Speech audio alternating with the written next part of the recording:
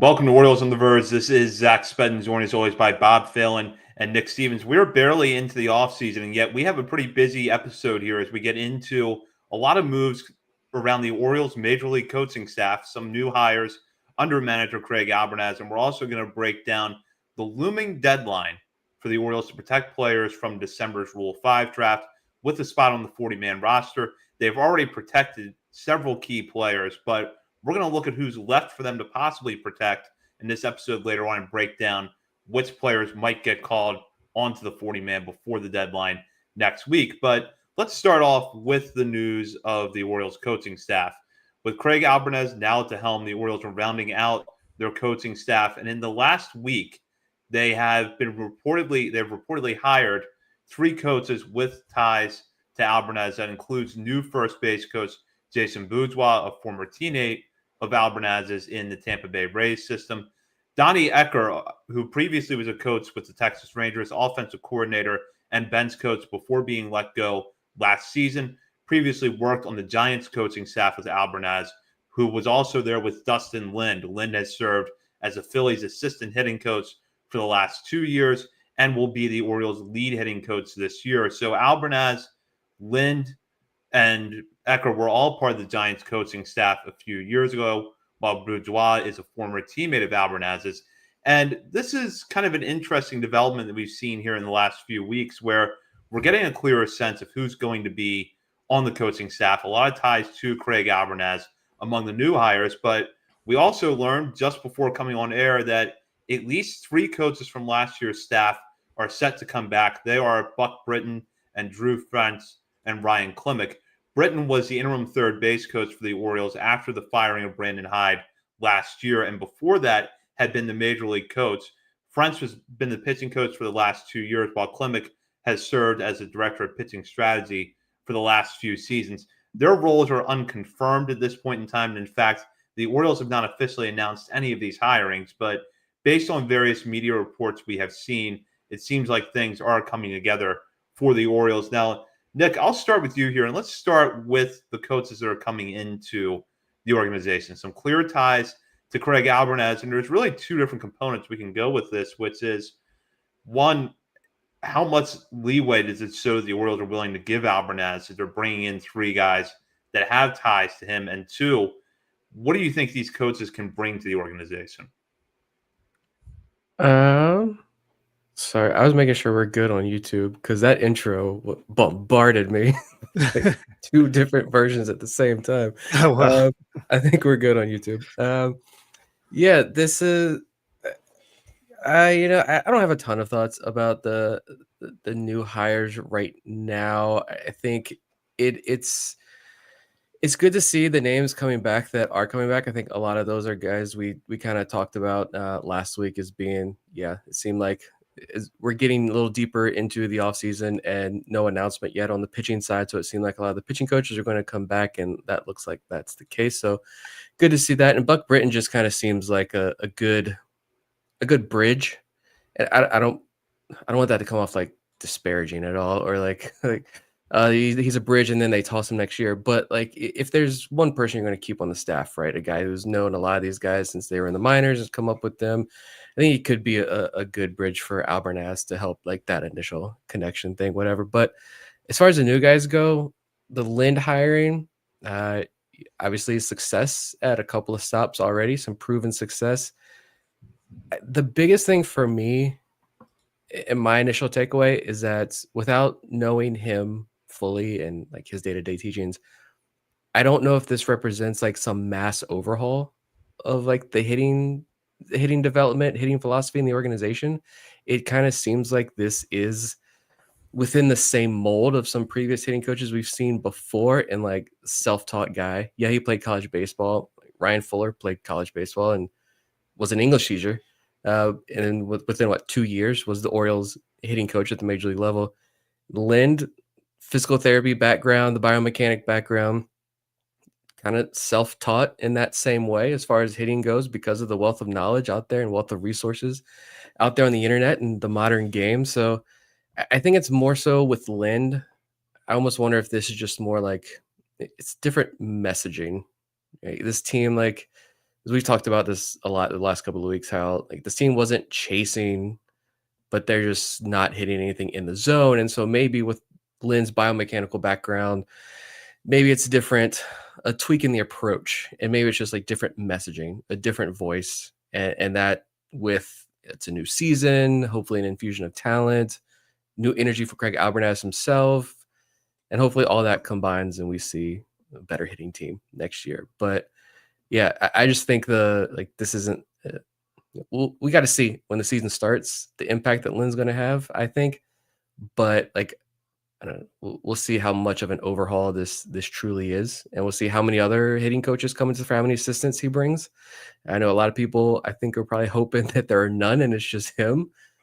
I think it's okay if he brings in one and even two. I think that's perfectly fine. But yeah, as far as Lynn goes, it's interesting for sure though. Yeah, seems like a just super smart guy, obviously on the young side. And yeah, I wouldn't imagine anything much more than tweaks. I didn't think we were going to be bringing in like a Chili Davis, going back old school with the teachings. I think it's always going to be the same lines that they're doing, just making tweaks and trying to figure out what's right. But Lynn seems like a really smart guy, and it's kind of weird they're bringing in a former closer to be the bench coach. No, wait, that was Donnie Ecker. So similar. I have heard of him before, so I know he's more offensive minded. He was a hitting coach or offensive coordinator with the Rangers. So I do like that they're bringing in guys, different voices. I wonder if John Mabry, being one of the guys that hasn't been announced if they're returning or not, if he could be one of the assistant hitting coaches, or if he could be somewhere on the staff, or if he's going to end up in Texas with Skip Schumacher and Jason Bourgeois. I remember him as a player. I think if it's who I'm thinking of, was he the Angels outfielder? Played for a few different teams. Long career, was drafted by the Rangers in 2000 as a second rounder, and then played for several teams in the majors over 8 seasons after debuting in 2008. Okay, but the name certainly rings a bell. I do remember fantasy baseball wise. Feeling bougie up in here. It's all I got for the coaches. I am happy that Buck Britton is coming back. I think, like you said, the familiarity with these players as they've been coming up, I think that's going to help. It's going to help Albernaz out a lot and just be a nice ear to lean on, voice to lean on.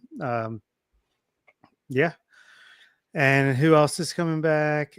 French, that makes a ton of sense. I like French a lot. I think the pitching, I think it was a lack of horses in 2025 more than a lack of like getting the most out of guys. So that makes a lot of sense for me. Interesting that Plasmeyer wasn't mentioned as coming back.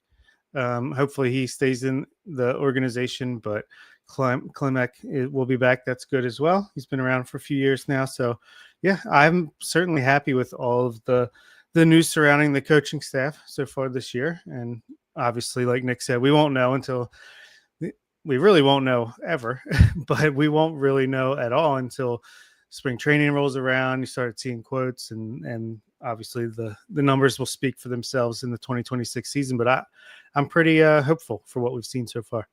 I wanted to bring this up about Lind because I think of all the coaches that have been reported to be joining the Orioles staff in the last week or so, this is the one that draws the most intrigue because of all the things that Nick just mentioned and the fact that we know the Orioles offense needs some help. And even if it's not a shift in philosophy, at least a different voice kind of leading the charge here. I noted a piece that Andy Costco wrote at the Baltimore Banner a few days ago. He brought up the Phillies actually brought Lind in from the Giants a few years ago to work as an assistant under Kevin Long, in part to help cut down on the chase rate. And although the Phillies' chase rate last year was higher than the Orioles by about 3%, 30.3% compared to 27.5% for the Orioles, there were some crucial areas that they were much better in. Fewer strikeouts and more walks in the Orioles offense. And while they made hard contact at a similar rate, more success with the launch angle, skewing more towards skewing more towards line drives than fly balls. So there's one key area right there. Now, with that said, we also know the Phillies had a lot of proven veteran hitters in their lineup last year. And it's not an apples to apples comparison with the Orioles lineup, but at the same time, we know that these young hitters are capable of doing a lot more than they did last year. So maybe there are some subtle tweaks to the philosophy that the Orioles feel like Lynn can bring in. Yeah, I don't think it's we know what these guys are capable of, a lot of these younger bats, and we have a good idea of what their potential could be. And it's just even with the stolen base stuff too, not just the hitting, but you talk about Bourgeois and he's going to work with guys on the stolen base side, and the outfield defense. Obviously, defensive metrics didn't love that group last season. Could be a good asset for Beavers and Cowser specifically, but like this team was 17th in stolen base success rate, I believe that's correct. This team could be better than that. Cowser can be better than that. Jackson Holiday can do better. Even Westberg, like this team can get to a better stolen base success rate there. Hopefully, Bourgeois helps in those areas. And you talk about just the messaging too, like with the Donnie Ecker hiring. I do like this one, and I went back and read because he was the 2021 MLB Coach of the Year when he was with the Giants, and I went back and read that article at Baseball America, and they talked about how like no one in that lineup really slumped. And like the stars were the stars of that lineup.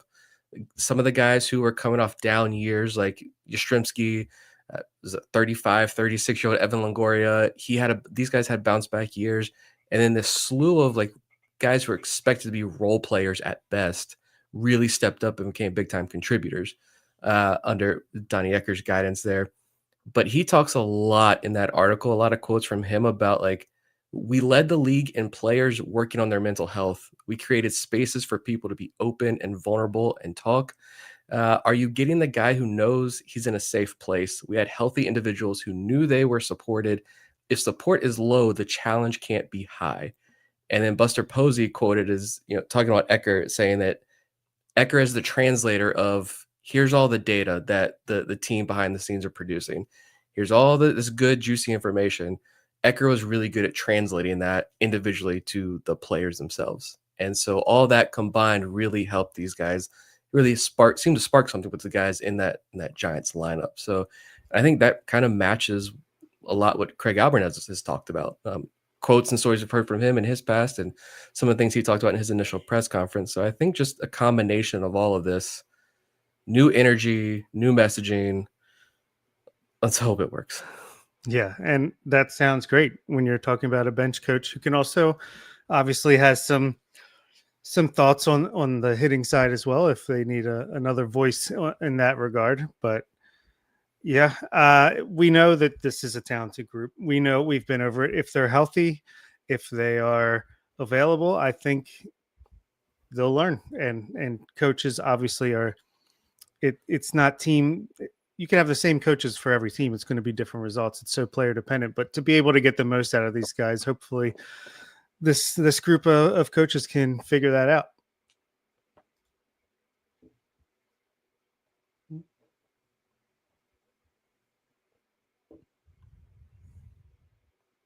Do you get it? Zach's frozen. Just to go back to a point that Nick made a second ago, I think that the Orioles have this reputation as a team that doesn't employ small ball at all. And I think a lot of that is earned. But at the same time, when you look at the players who can steal bases on this team, Gunnar was 30 for 35 in stolen base attempts last year. That was excellent. But then Jackson Holiday being 17 for 28, that's not very good. And we've seen in the past where he can be more efficient. And then Colton Cowser, I was surprised when I looked this up earlier. Lost a lot of time last year with injury, but 14 for 14 in stolen base attempts. So it seems like the Orioles want to leverage more out of the players they have. And that's before even looking at bringing in a leadoff hitter who can kind of table set for you. If they want to leverage the players they have, I think they can get more out of these guys. Yeah, could definitely be more aggressive on the base paths, I think, especially when it comes to steals. And obviously, once Enrique Bradfield comes up, Beavers can steal 20, 30 bases. Judd Fabian, role player, will be able to steal some bases. Yeah, Gunnar, God, if Juan Soto can steal as many bases as he did, Gunnar could go 50 next year if he really wanted to. Cowser's got some speed. Westberg, yeah. I don't know what – someone needs to teach Holiday how to steal base because he's clearly fast enough.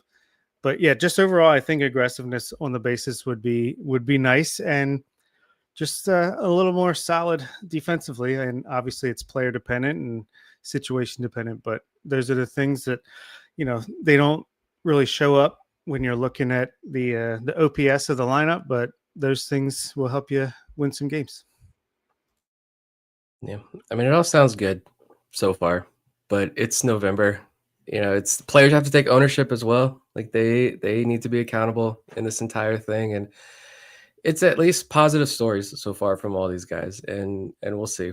It looks like the major, as far as the coaching staff changes, it seems like the major work of that is largely done. Maybe a couple of assistants here and there. We'll see if Plasmeyer comes back, like you mentioned earlier. His name is one that no one has brought up yet, if there's a replacement there. But I think for the most part, we've got the new staff here, and yeah, it's getting me more excited, I think, to this new energy. It seems like already. Forget the offseason talk. That's the same offseason talk every year. The Orioles being aggressive, big spenders. We'll see about that. But everything else, at least, it's positive vibes, I think, is how I'm viewing it so far going into 2026. But nobody wants a Brexit, says Scott Boris. We'll go over now to the Rule 5 draft. On November 18th, teams will have to make their decisions about which players to protect from the Major League phase of the Rule 5 draft by placing them on the 40-man roster. And as we get into this discussion, it's important to distinguish the Major League phase versus the minor league phase, because any player placed on the 40-man roster is protected from the Major League phase of the Rule 5 draft. But the list of players protected from the minor league phase is rarely made public, yet usually much longer. You include a lot of guys that aren't on the 40-man, but we've seen in the last few years where the Orioles will lose some depth in the minor league phase of the Rule 5 draft. But as they gear up for the Major League phase of this year's Rule 5 draft, it feels like they've already made their biggest decisions. Dylan Beavers and Samuel Basayo were at the top of the class among the first-time Rule 5 eligible players this offseason. They were both added to the 40-man when they were promoted to the major leagues in August. Meanwhile, last week, the Orioles added reliever Anthony Nunez to the 40-man roster as part of a series of moves that took place. Nunez was a prospect acquired from the Mets as part of the Cedric Mullins trade in July. He put up very good numbers last season between the Mets and Orioles systems. And had he stuck with the Mets, he probably would have been protected from the Rule 5 draft given the pace that he was on, but he came over to the Orioles. It looked like all he had to do is just kind of put the finishing ties on his strong 2025 season to be protected by the Orioles, and that turns out to be the case. With all of those moves last week, the Orioles' 40-man roster is at exactly 40 players. However, we know that there are ways that the Orioles can make moves between now and next week to protect some additional players if they choose to do so. So what we're going to do in this episode is kind of look at who is out there that could be protected and figure out how likely it is that the Orioles are going to make room for them on the 40-man. And the list of players who are Rule 5 eligible this offseason is pretty long, covers a full spectrum of guys. You have 4 catchers, a few infielders, a few outfielders, and as always, a lot of pitchers. But realistically, the list of players that are going to be protected from the major league phase of the Rule 5 draft, maybe 4 or 5 candidates left at this point. So we'll break some of them down tonight. And Nick, I'll start with you here. It does feel, as I said, like the Orioles have made a lot of big decisions. And with that in mind, do you think that there is a possibility that they don't add anybody else before next week? Or are there still some names you think they're going to try to protect? I actually hadn't thought about that until as you were doing the intro there for this segment, I thought about that. I was like, what if this is it? And there is nobody else. I think honestly that could be a possibility. Like we'll talk about specific players here. And I have some thoughts about some that I would like to see and some that I think a lot of people might consider locks that I think I'm gonna take a contrarian route tonight on a couple guys. But yeah, I think there's a possibility that this could be it. When you look at the Rule 5 draft, like it's 10 picks, 15 picks have been made the last couple of years on the major league side. It's not super active process, I feel like, as much anymore.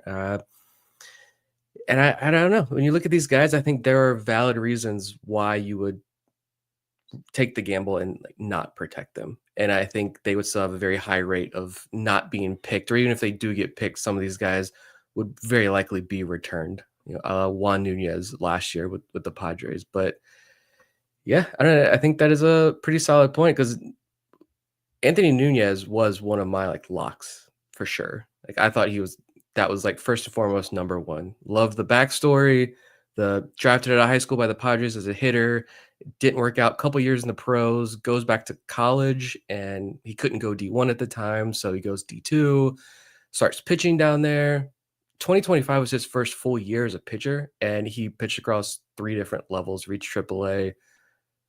The pitch metrics are awesome. That slider and changeup 2+ offerings, like just dominant all year. So I think he makes an impact in the big leagues at some point in 2026.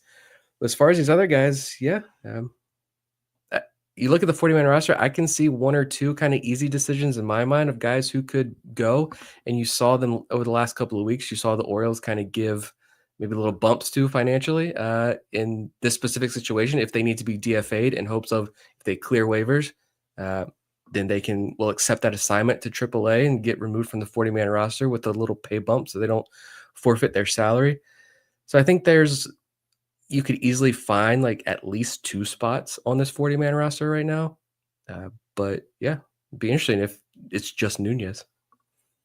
That would be wild.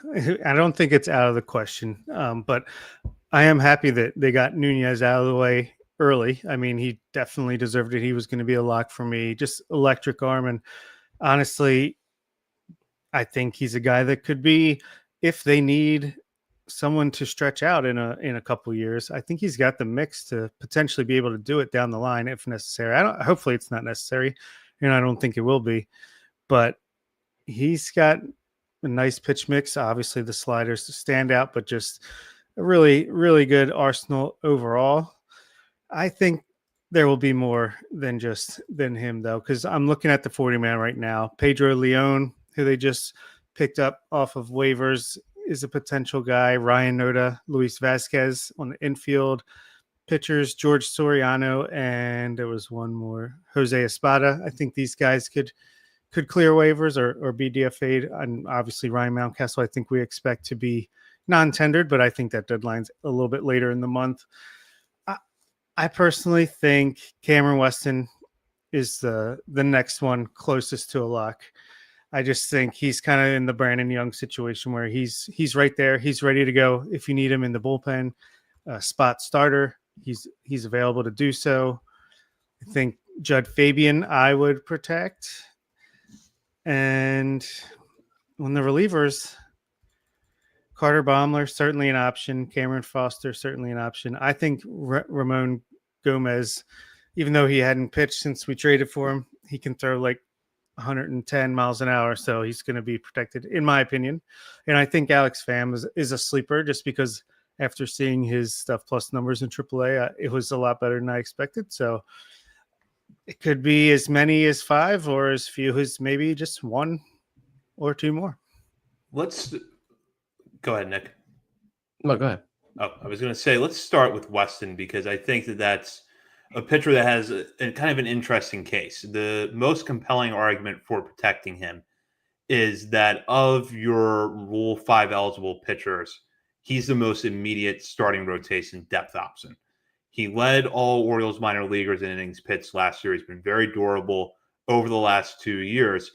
What's interesting about his case, and this is where I think some people would nitpick with Weston, he is not a premium velocity guy.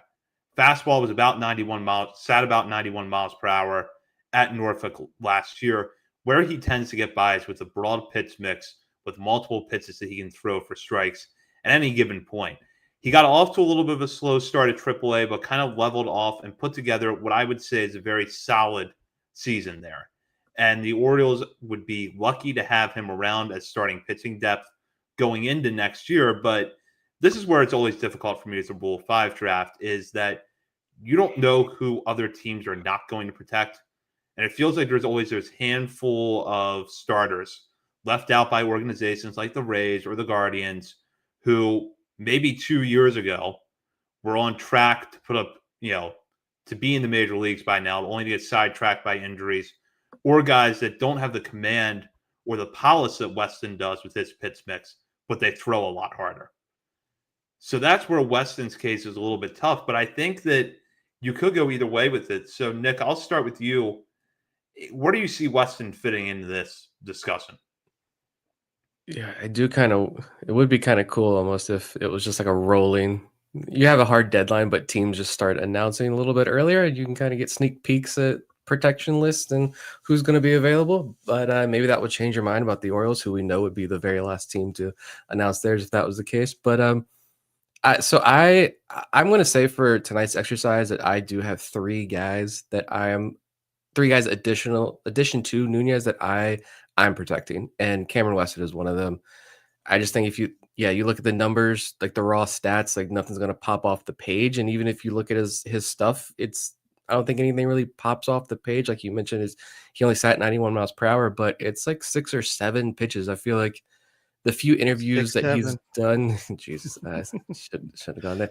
But it's like everything. Lost my train of thought already.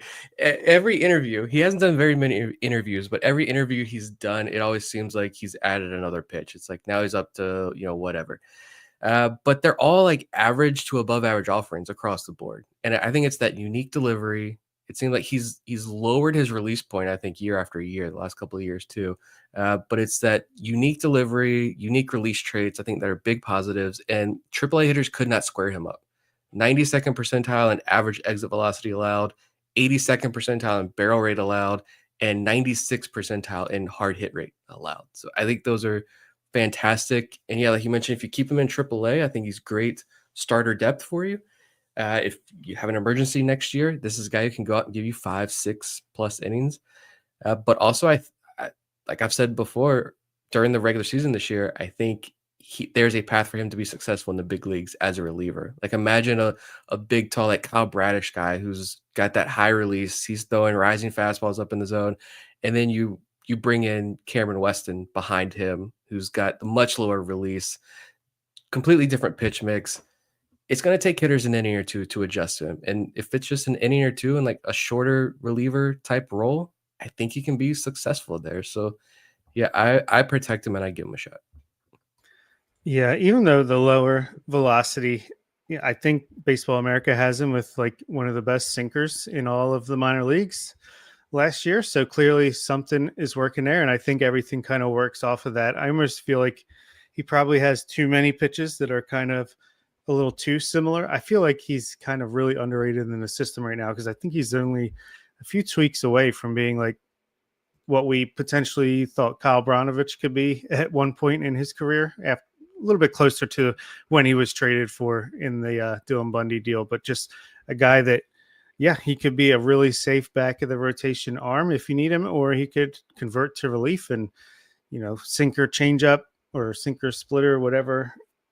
Get Devin Williams in here and they can teach each other new changeups and airbenders. So yeah, I really think Weston is underrated, even just because the numbers aren't fantastic, but man, he threw a lot of innings. He got a lot of experience. And I just feel like if he can get the command back to where it was the year before, and maybe it never really left, maybe it is just the umpires, the smaller zone and all that played in effect. But if he can kind of combine 2024 and 2025, I think you have a really, really solid, what is the saying? Swiss Army knife of a of a pitcher that you can use in pretty much any situation. Yeah, as I sit here and think about it, I really do feel like there's value in protecting Weston because you have that immediate starting pitching option on your 40-man roster already. You need an extra starter for a doubleheader. You need someone to come up and fill in for 2 or 3 starts while somebody has a short-term IL stint. Weston's guy who can do that. And I also think that there is a possibility you could really build him up as a bulk reliever for all the reasons that Nick mentioned. I want to shift over to a position player, though. And Bob, it's someone you just mentioned a moment ago, and that's Judd Fabian. And if we had gone back to about June 1st and we were having this conversation about Judd Fabian, I think we would have seen it as a foregone conclusion that he was going to be protected because having a pretty good year for Norfolk up to that point, we all know what the tools are with Judd Fabian. There are positives. It's the power, it's the ability to draw walks, and it's the ability to play an excellent defensive center field with a very good arm to go with good range out there. What happened, though, is that Fabian went on the IL in late June with a wrist injury. He came back about a month later and was not the same hitter after that. Numbers really came off a cliff. And when you see Fabian struggle as much as he did over the last 2 months of the season, the flaws with the bat, specifically the very inconsistent hit tool and the swing and miss tendencies, become a lot more glaring. And the Orioles also have a good amount of outfield depth on their 40-man roster right now, with more on the way, possibly an Enrique Bradfield Jr., who's going to be at Norfolk next year. So Fabian, to me, there's a world where Fabian would have already made his major league debut if he had stayed healthy. But that didn't happen. He struggled when he came off the IL. And now we're sitting here about a week before the deadline talking about this. So, Bob, what do you see with Fabian at this point? Is the argument for protecting him stronger than the argument for letting him off the 40-man and hoping that a team doesn't pick him up? Yeah, I think the argument is there to protect him. I'm protecting him. I do think that the struggles were injury related, and I know what they had their first child as well, so no sleep for sure. But I think going over it earlier, closer to the end of the regular season, I noticed that he just was swinging less in general after coming back from that wrist injury, so probably still babying it a little bit. I think the BABIP was low too. I just think, honestly, the defense alone and being like that close to Major League ready is enough for me to protect him because the defense is really good. And that's kind of invaluable. I think fourth, fifth outfielder with that kind of defense, that kind of pop. And then obviously you're still hoping that he can develop a better hit tool. I think he's close to a lock, but I do think he could be a guy that gets selected if he is unprotected, just because, I mean, if he's only needed as a fourth, fifth outfielder, we've seen it with the Orioles teams in the past. That's a pretty good spot to hold on to someone all year round. Anthony Santander, Joey Ricard, the list goes on and on. But yeah, I would protect him for defense alone. I do think that the offense was injury related, and we'll certainly find out, I think, in the first half of 2026 if that was the case or not.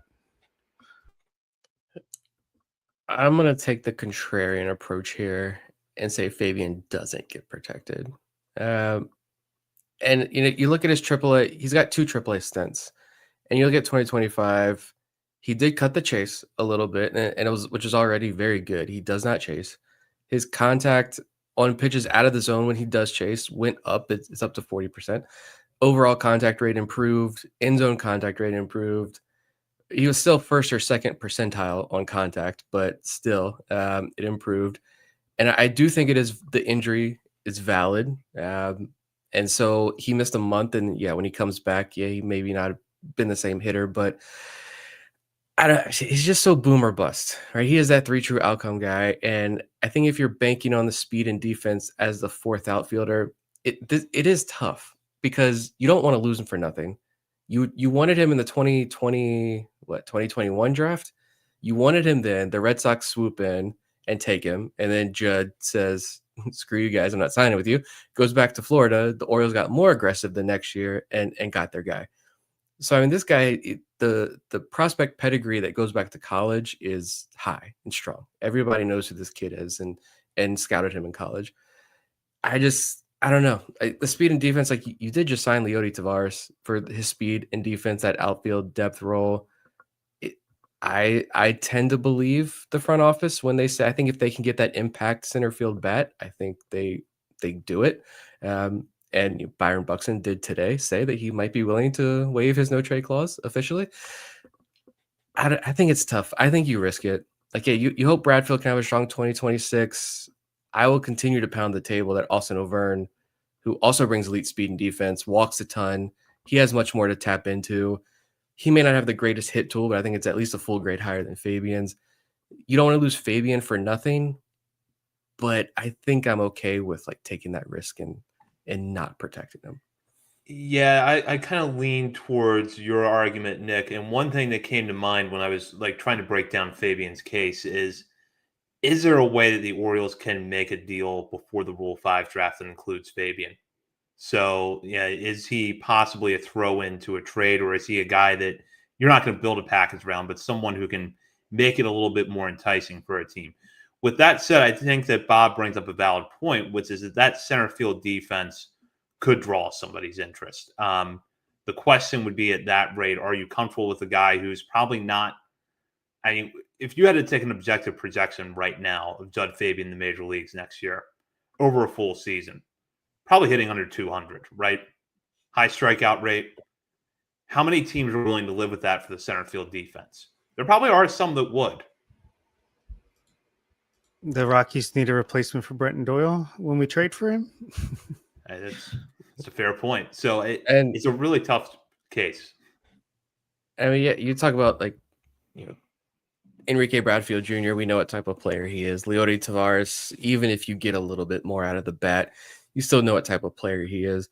The separator with Fabian with all those guys is like that power is legit.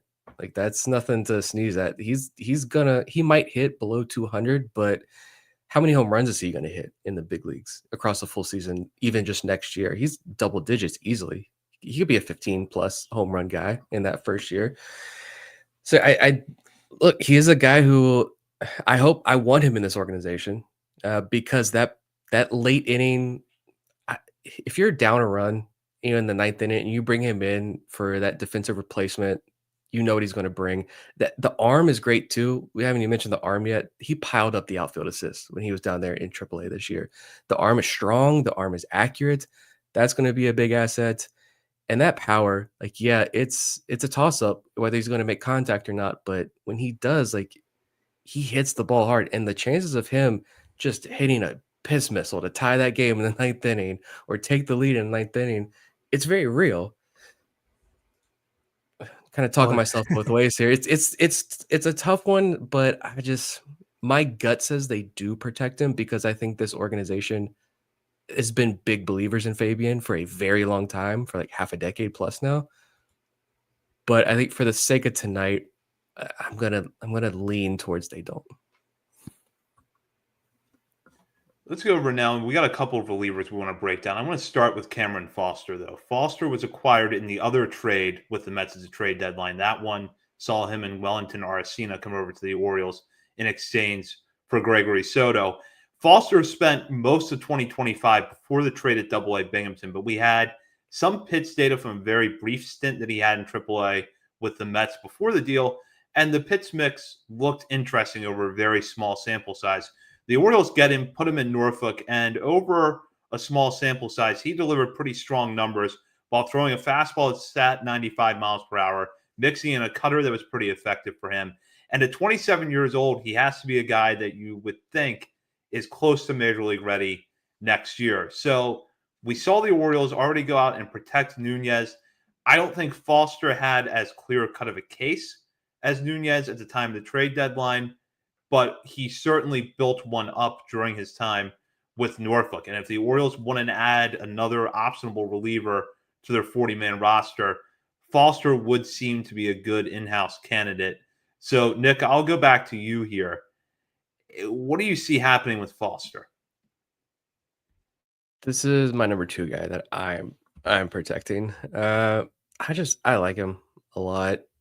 I think, I don't know, his ceiling maybe not be as high as Nunez. He may not be as impactful as an arm, but like 6'5", 230. You knew he was Rule 5 eligible when you traded for him, and he pitched well when he was in Norfolk. So I think he did everything he could to make his case.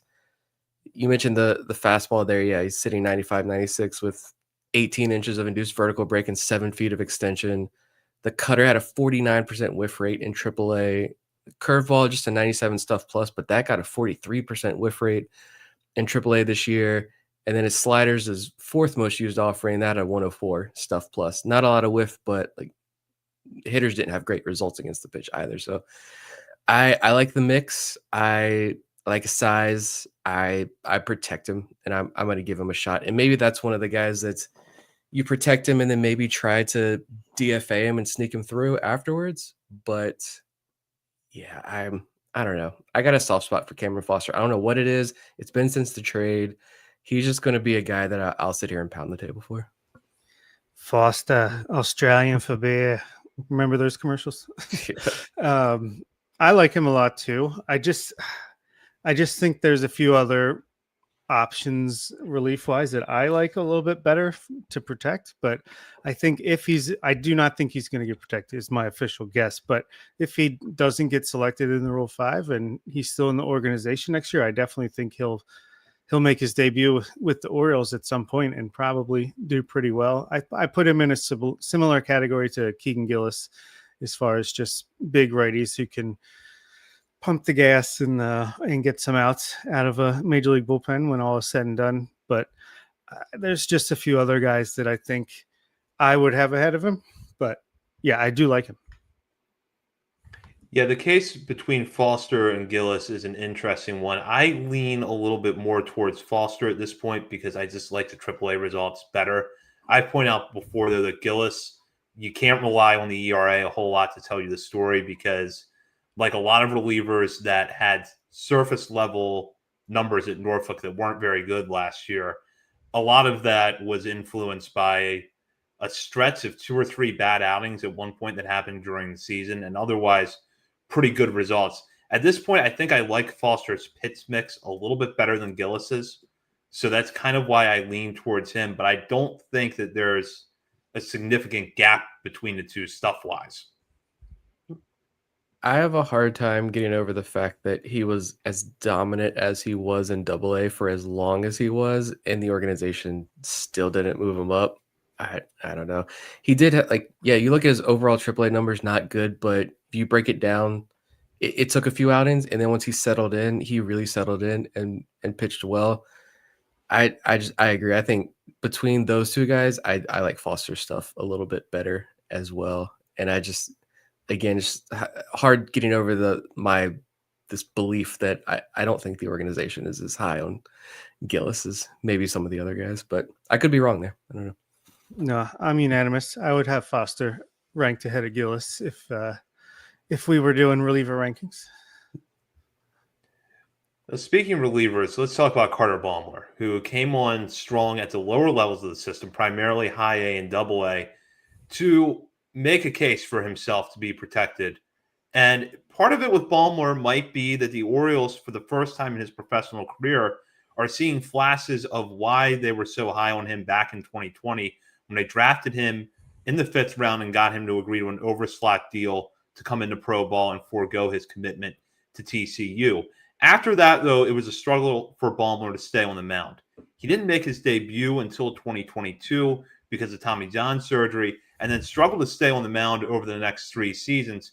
2025 really represented what was close to the first full healthy season of his career, and he put up very strong numbers, primarily between Aberdeen and Chesapeake last season. And we don't have really good publicly available PITS data from high A and double A. So we can't break down Baumler the same way we just did Foster or Weston. But from what we could see on the broadcast during his time with Chesapeake, it seemed like the fastball was pretty consistently mid to upper 90s.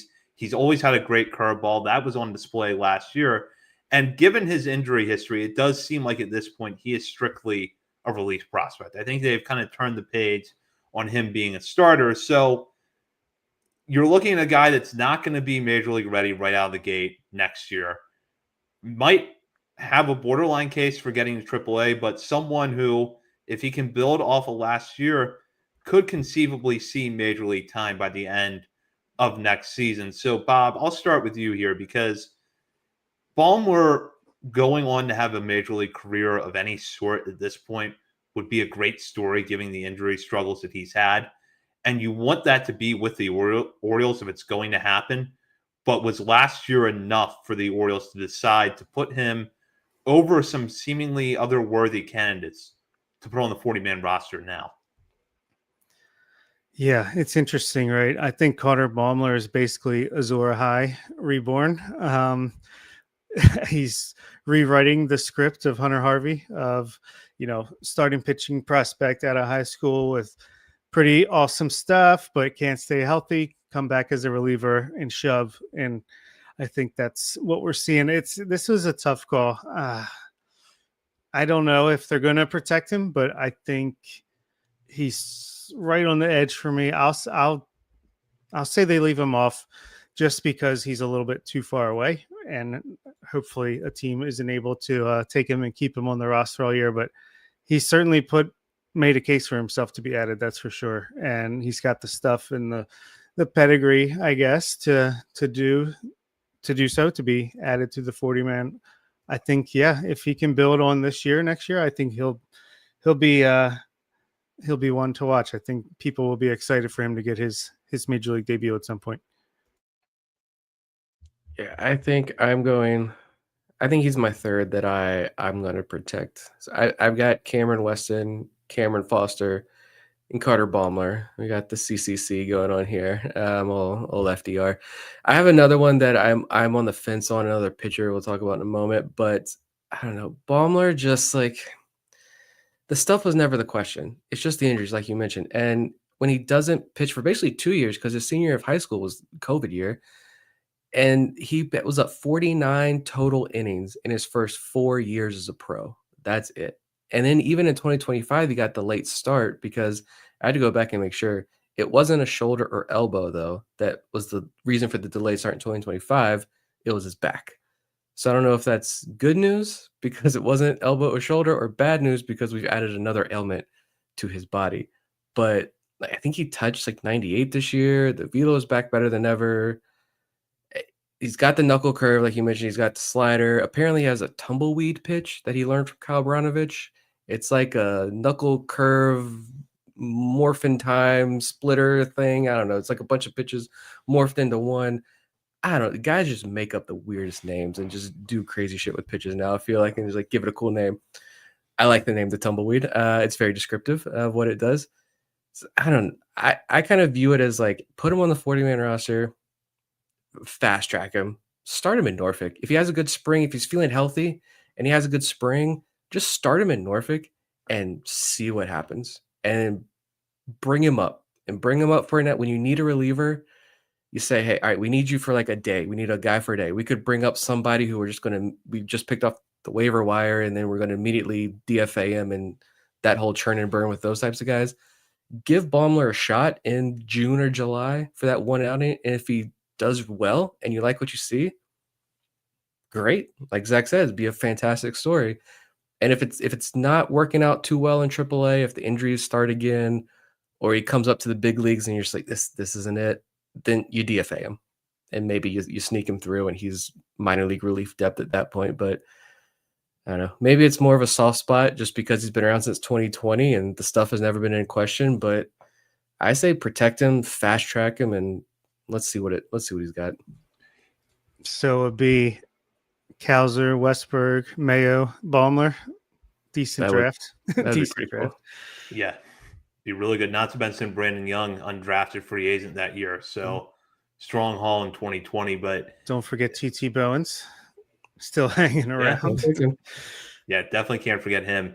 This is where I feel like personal preference and prediction are the hardest to separate, because I really want them to protect Baumler. Just because of all the guys that could possibly go on to have success somewhere else. All of them would sting to a certain degree, but that's the one that would really sting, because it's like you waited for him to be healthy, and then he was healthy, and then you let him slip away for nothing. Like, that would hurt a little bit. It really would. That said, though, where I'm kind of having a difficult time is, as I mentioned earlier, we don't know who other teams are going to leave off, and is a reliever with no experience above AA going to get a lot of traction among other teams? And that's where it's difficult. Like, I have a higher degree of confidence that if left unprotected, Cameron Foster would be chosen than I do the Carter Baumler would be chosen by another team if he were left unprotected. Then again, we saw the Padres last year with Juan Nunez. take him in the Rule 5 draft despite missing most of the prior season with an injury. So if a team likes a guy enough, they will do it, but we just don't know if there's that match out there like there was for Nunez with the Padres. Yeah, and I think a lot of the reasons why you wouldn't protect Ballmer are a lot of the same reasons why I'm saying no. To move on to another player, I guess, to mix this in here, why I'm saying no to Ramon Gomez.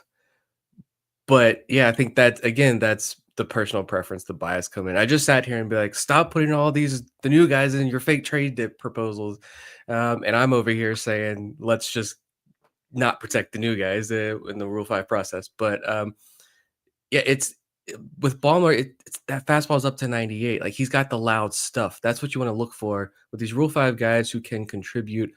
I'm looking for the guys with the loud stuff or the super loud tool that maybe I can harness something and this can work out. And like I will say, Ramon Gomez, like, yeah, you throw 104, 105 miles per hour, like that's loud stuff. It's just we didn't even get to see him pitch after the trade deadline. He went on the IL and we never saw him, and he hasn't pitched above high A. So Ballmer at least got the double A, but Gomez not even above high A. But also, like, after the trade deadline, bring up that Baseball America article they put out this year, the research that they showed, pitchers who throw as hard as Ramon Gomez, they get to the major leagues. Like, that's without a doubt. They get to the major leagues. Do they have success? That's a different question, but they're going to get shot after shot after shot after shot in the big leagues. And if it's what, 25, was it $50,000 to make a Rule 5 draft pick? I could see why you would protect Ramon Gomez just for that reason alone, where somebody I feel like would be willing to put up 50 grand to take a shot and say, if we can just unlock a little bit of control, we got a guy who throws 105 freaking miles an hour. Yeah, I need to see someone hit 105 in an Orioles uniform at the major league level. So, Ramon Gomez, you are on the 40-man roster. Obviously, this is assuming they know his injury and how severe it is and how much it'll affect him and all that. So, if he's going to be good to go for 2026, talk about fast track. I'm like, if you can throw 103 to 105, start him in Double A, even though he obviously never even pitched that high, but he's not that young either. So this could be the next Felix Bautista story where we're able to rein in this fireballer and could have a future closer on your hands, or at least a future fun to watch relief pitcher in the major leagues out of the bullpen. We just talked about Carter Ballmer missing a lot of time a moment ago. Look at Ramon Gomez the last 3 years. 7 innings with Brooklyn in 2023, out all of 2024, gets 35 innings in last year, so he's effectively healthy for half the season, and then doesn't pitch at all after the Mullins trade because he has a back injury, never takes the mound for Aberdeen. If he had been healthy, I think we'd have a much clearer understanding of A, what the Orioles have, and B, what the likelihood of him being protected is, because if the numbers had not been very good at Aberdeen and you could have looked and it's like, oh, he walks almost 7 batters per 9 innings, ERA in the high 4s, low 5s. I don't know how many teams would have been tempted by that out of high A, but the injury does add kind of a mystery factor where if the Orioles leave him unprotected, I'm inclined to believe that the injury is bad, or they just are not convinced that he's going to harness his control anytime soon. But if he does, you're both right. This is someone who could be fast tracked from high A or double A at the start of the next minor league season to the big leagues by the end of the year. Yeah, it's such a small window. Like, yeah, we don't know what's up with the injury. A team is going to have to bring him in. And yeah, you've got all off season to evaluate and everything, but you got to hit spring training. You got to hit the ground running. And I feel like a lot of people would be like, well, a bad team like the Rockies or whoever, the Marlins, they could stash a guy like that in the back end of their bullpen. I don't think it's as that simple and that easy. So I feel like he still would have to come into spring training, throw a lot of strikes, and show real promise like immediately. Or I think there's real potential like he gets returned. So Yeah, just the way pitchers are used these days, I feel like there's really not that spot at the end of the bullpen where you can just pitch someone once or twice a week and hide them. It's just a lot harder these days. And before we go to a question from Vivek and then we wrap things up, so I just want to bring up a couple of dark horse players that we didn't cover tonight that kind of have interesting profiles in their own ways. Creed Willems coming off a really nice year at Double A Chesapeake. He's Rule 5 eligible for the first time this year.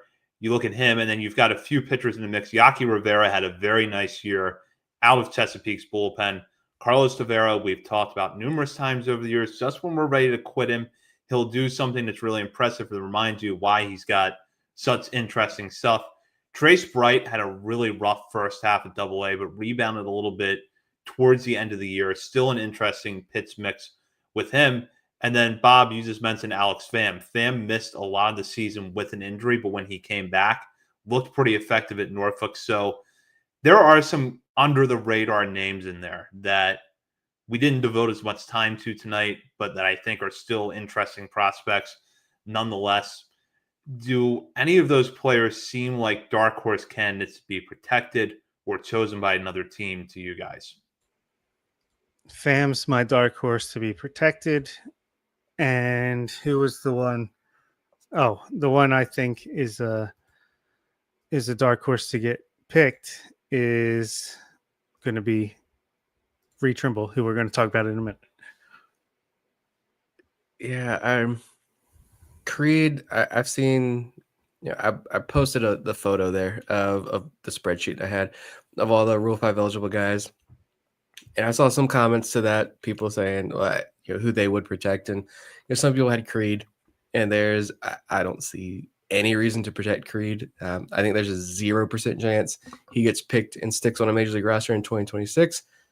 Not to bash him as a prospect or his prospect status, we could sit here for 15 minutes and talk about all the good things he's done. And but yeah, just no reason to protect Creed. Some of the other names, Trace Bright, I will say, yeah, you talk about the first half or second half. I think I brought this up in the Double A wrap-up episode, but just to bring this up again as maybe a dark horse, like if you want a real dark horse, Trace Bright, maybe.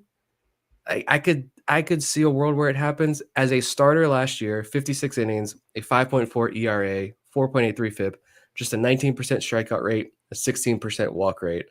As a reliever, 26 innings, a 3.37 ERA, 2.58 FIP, 28% strikeout rate, and a 13% walk rate.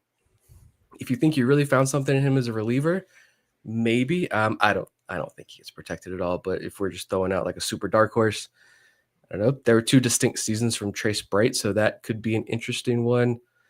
So to see if there's anything. Yeah, Yaki Rivera, he's not going to be protected, but no. I swear to God, you better protect him in the minor league phase, or that's my guy. I don't until he has an ERA over 10 in AAA. That's my guy.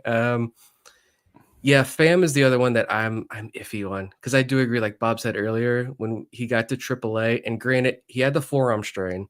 And missed a lot of time last year. We didn't think he was going to come back. He told us, "I'm coming back. Don't worry." But it was a long time before he finally came back.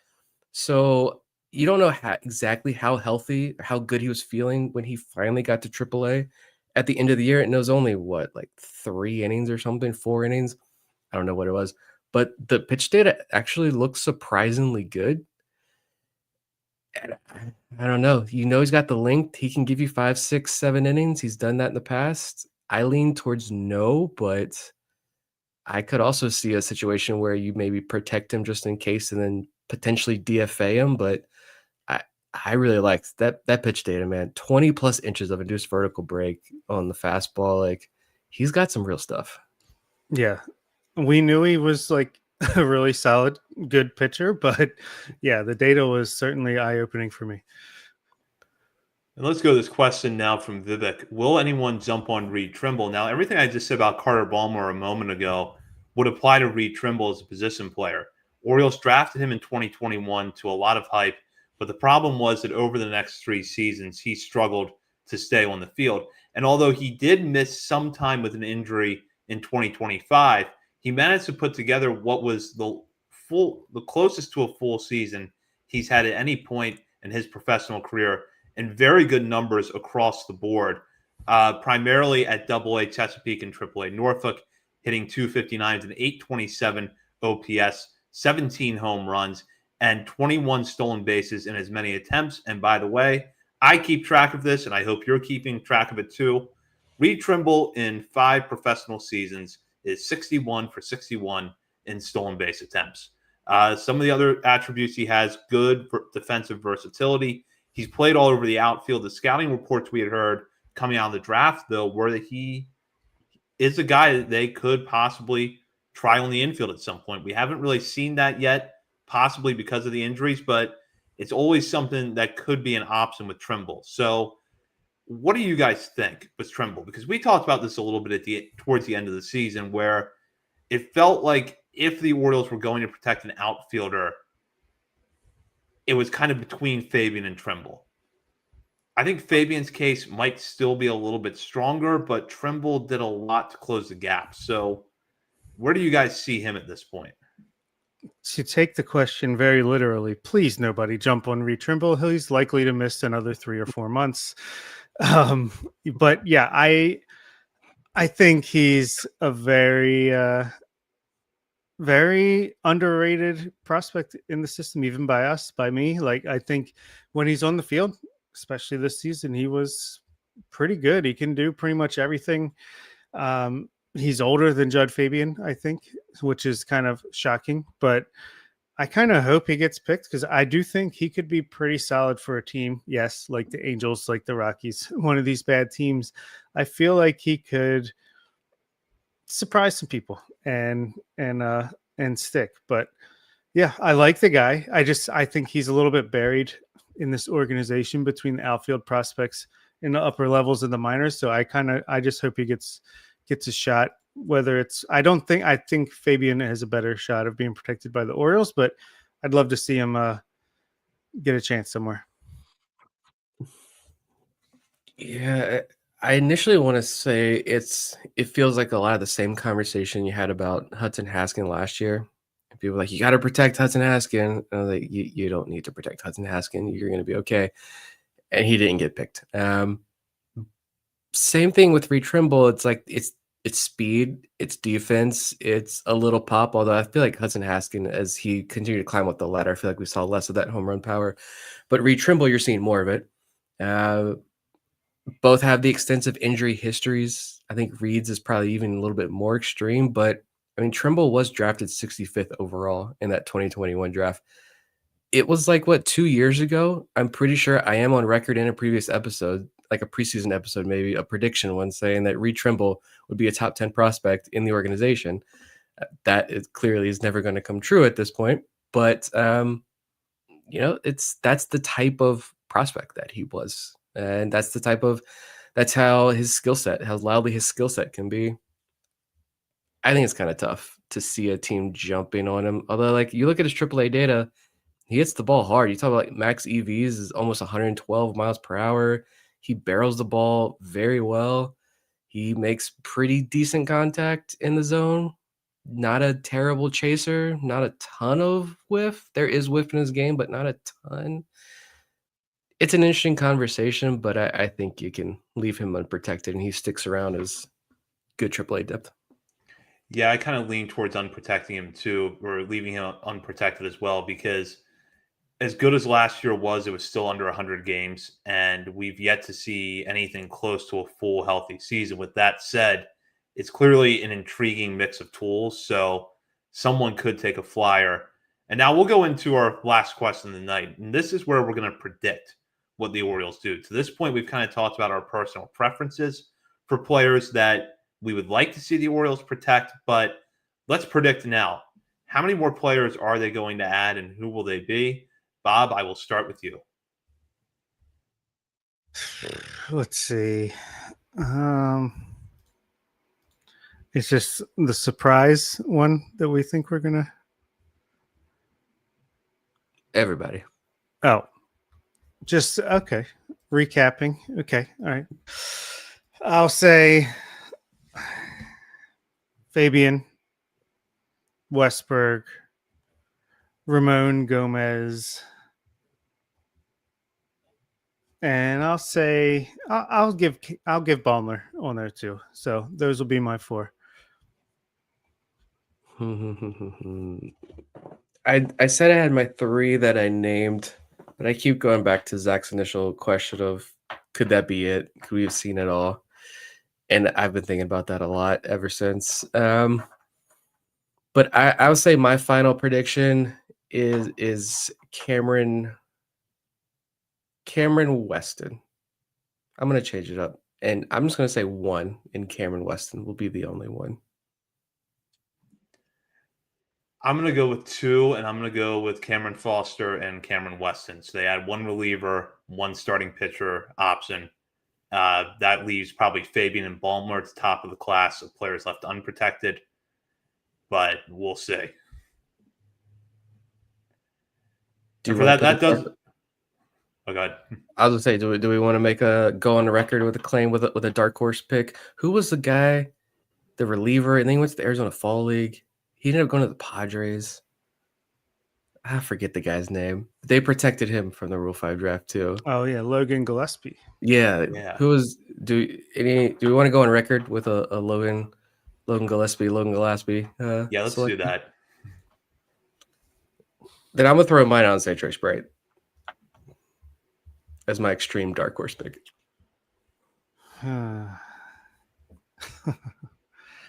I will say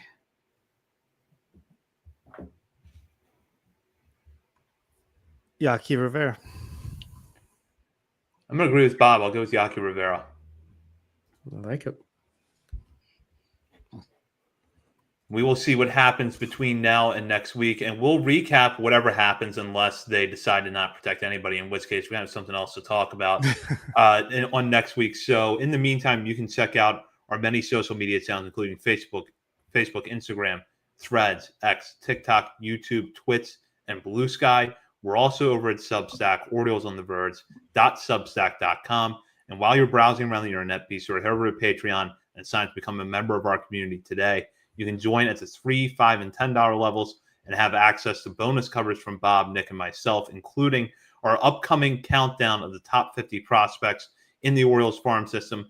Each year, before we unveil our top 50 in a full-length episode, typically around mid-February, we have a daily countdown over at Patreon, starting at prospect number 50 and going all the way up to number 1. And, of course, if a player who's inside of our top 50 is traded at any point, or multiple players are, you get bonus shows. So be sure to check that out. That's going to be starting on Patreon in a few weeks. For Bob Phelan and Nick Stevens, this is Zach Spedden. You've been listening to Orioles on the Verge, part of the Believe Podcast Network.